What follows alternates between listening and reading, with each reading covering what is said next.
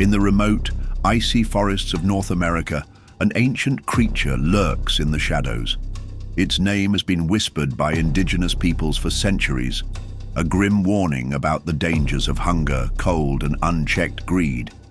This entity, known as the Wendigo, is an evil spirit that embodies the worst of human nature, an insatiable craving for flesh and a hunger that can never be satisfied. Before we continue, don't forget to like the video and subscribe to the channel for more content like this. The appearance of the Wendigo is terrifying. Its skin, stretched tightly over prominent bones, resembles that of a long-forgotten corpse preserved in ice. Extremely emaciated, as if it had never eaten enough, it displays protruding ribs and a skeletal posture, every movement seeming like a dry creak in the silent night. Its sunken eyes glow with an unnatural hue, emitting a disturbing light, and its face, in some descriptions, is partially corroded, with lips devoured by its own unbearable hunger. In more modern versions of the legend, the Wendigo takes on animalistic features with twisted antlers and a head resembling that of a deer, a grotesque contrast between nature and pure horror. In addition to its disturbing form, its smell is unmistakable, a putrid stench of rotting flesh and coagulated blood, a warning of its presence even before it is seen. Those who have survived encounters with this creature report that it moves with surprising speed, starkly contrasting its cadaverous appearance. It can move through the snow without leaving tracks, blending into the darkness of the trees as if it were part of them. Some say it has the power to manipulate the minds of its victims, driving them to despair before the final attack. But what makes the Wendigo even more terrifying is its ability to mimic human voices. It calls out to lost travelers, whispering their names in the darkness, imitating the tone of a loved one. Those who fall for this trap and follow the sound end up becoming part of the legend, disappearing forever into the insatiable belly of this winter entity. The Wendigo is not just a monster, it is an omen, a cruel reminder of what happens when hunger, despair, and the corruption of the soul take hold of a human being. The legend of the Wendigo has its roots in the Algonquian peoples, one of the largest indigenous groups in North America. For these tribes, the Wendigo was not just a creature of the forest, but a malevolent spirit that could possess humans, turning them into insatiable predators. The oldest accounts date back to the 17th and 18th centuries, a period when European missionaries began documenting the beliefs of the local tribes. According to these traditions, the Wendigo would emerge primarily during times of extreme famine, especially during harsh winters when resources were scarce and survival drove some people to cannibalism. The transformation into a Wendigo was seen as a divine punishment. Those who resorted to eating human flesh in moments of despair were cursed to become eternally hungry monsters, doomed to roam the forests, endlessly hunting. The legend served as a warning to prevent tribe members from succumbing to despair and violating the greatest taboo of their culture. The first recorded real-life account of the Wendigo comes from Canada in the early 20th century. An indigenous hunter named Swift Runner experienced one of the harshest winters in history. With his family isolated and without food, he succumbed to despair and, instead of seeking help, committed an unthinkable act. He devoured his own wife and children. By the time he was finally rescued, he was no longer human. His eyes were empty, his skin pale, and his behavior animalistic. He confessed to his actions, claiming that an evil spirit had taken over his mind, forcing him to commit such atrocities. The authorities hanged him for his crimes, but the elders of his tribe knew the truth. Swift Runner had become a Wendigo. This case was one of the most documented regarding the legend, solidifying the belief that the Wendigo was not just a myth, but a real entity capable of possessing those who succumb to the temptation of cannibalism. Since then, many similar accounts have emerged, involving individuals who, after consuming human flesh, began to exhibit strange behaviors, going mad and believing they were under the control of the Wendigo spirit. The winter of 1947 was particularly harsh in the forests of northern Minnesota. Snow fell in thick layers, covering the trails and isolating the small villages. In one of these remote communities lived a man named Elias Carter, an experienced lumberjack who knew the dangers of the forest well.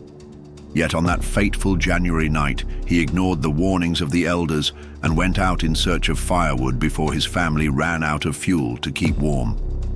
Hours passed, and Elias did not return. His wife, Martha, worried, asked her brother-in-law, Thomas, to go look for him. Thomas gathered some men from the village and, armed with lanterns and rifles, followed his tracks in the snow. They walked for hours until they found signs of something disturbing. Wide footprints, too deep to belong to a man, and marks on the trees, as if something with sharp claws had passed by.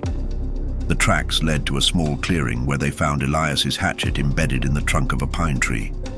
Nearby, blood stained the untouched snow. There was no body, only shreds of torn fabric and drag marks heading toward the denser trees. The forest was silent, but then they heard it, a whisper. Thomas, the man froze.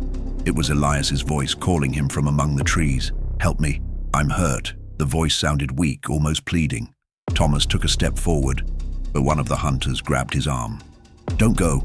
It's not Elias," he whispered, his voice filled with terror. Suddenly, a putrid smell filled the air, like rotting flesh and coagulated blood. The trees ahead moved, and the light from the lanterns revealed a slender creature with glowing, hungry eyes watching them from the shadows. Its face, deformed and cadaverous, resembled Elias, but it was no longer him. Its limbs were long, its nails like claws, and its mouth opened in an unnatural grin. The group fired at the creature, but it vanished into the darkness. They ran back to the village, never to find Elias again.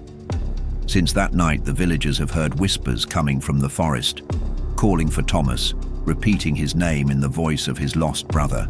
And so the legend of the Wendigo continued to haunt the icy forests, a reminder that there are things in the darkness that should not be followed, and voices in the wind that should never be heeded. In the 1970s, a group of young adventurers decided to explore the depths of the Canadian forests during winter. Among them was Mark, a guy who always boasted about not believing in legends or superstitions. To him, the Wendigo was just a story created to scare children. The trip started off well. During the first few days, everything seemed peaceful. Laughter around the campfire, successful hunts, and cold but safe nights inside their tents. However, everything changed when one of them, Sam, disappeared without a trace. His sleeping bag was intact, his boots still inside the tent, but he was nowhere to be found. The group searched for hours, calling his name, but the only response was the sound of the wind through the trees. When night fell, they heard a whisper coming from the darkness. "Help me, I'm lost." It was Sam's voice. Mark grabbed a flashlight and ran toward the call, ignoring his friend's protests. He found footprints in the snow, but something was wrong. The marks seemed human at first, but soon they became something different, deeper, elongated, as if they belonged to something much larger. The smell of rotting flesh filled the air, and then he saw it. A tall, skeletal creature with glowing, empty eyes staring at him in the darkness. "Mark," the voice whispered, identical to Sam's. Mark tried to run, but his feet were frozen in fear. The creature approached, each step emitting a dry creak in the snow. He felt a shiver down his spine when he realized that this wasn't Sam. It was something older, hungrier. He closed his eyes, expecting the worst, but then a shot echoed through the forest. One of his friends, armed with a rifle, hit the creature in the shoulder, making it retreat. They ran without looking back, hearing the distorted screams of the Wendigo fading into the night. The next day, they decided to abandon the expedition and never return to that forest. Sam was never found. Since then, the locals say they hear whispers at nightfall, calling out to those who venture too far. And among the local hunters, one rule remains: never follow a voice in the forest, no matter how familiar it may seem. And so, the legend of the Wendigo persists, spanning the centuries like a cold whisper carried by the wind through the mountains and inhospitable forests. It is said that those who venture too far into these isolated regions can still feel its presence. The wind carries distant moans, and slender shadows seem to move among the trees, even when no one is around. In more recent accounts, travelers and hunters claim to hear voices in the darkness calling their names. Some say they felt a presence watching them, a chill down their spine that made them retreat before something worse could happen. There are those who swear they saw glowing eyes in the middle of the night, staring at them with an indescribable hunger. But the question remains, is the Wendigo just a myth used to terrify the unwary? Or is there something much darker lurking in the vast wilderness of the world? And if one day you find yourself alone, in a place where the silence feels too heavy, and you hear your name whispered in the cold breeze, would you answer?